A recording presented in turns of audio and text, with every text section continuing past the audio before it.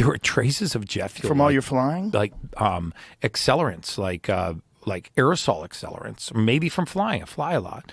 My daughter had it in her blood too, and so did my wife. And then we all had very similar species of mold, which we got rid of, and I felt a lot better. And it was in your home? It was actually in my daughter's apartment. We actually ended up having our doctor write a letter and break her lease, and we moved her into a apartment right next to us in Coconut Grove in Florida.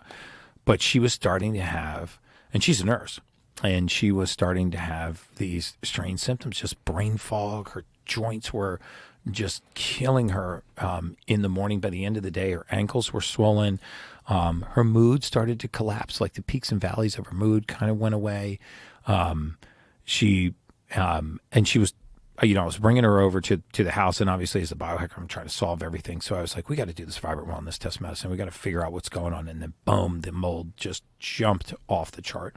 Our youngest daughter too was suffering from recurrent sore throats. And you know that viruses and bacteria and mold have been mortal enemies for years. I mean, think penicillin and bacteria, right?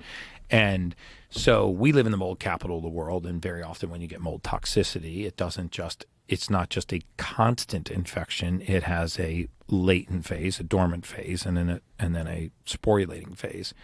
And so these mold infections, which a lot of doctors will tell you are complete nonsense, are absolutely valid. I mean, there are people that right now that have severe brain fog,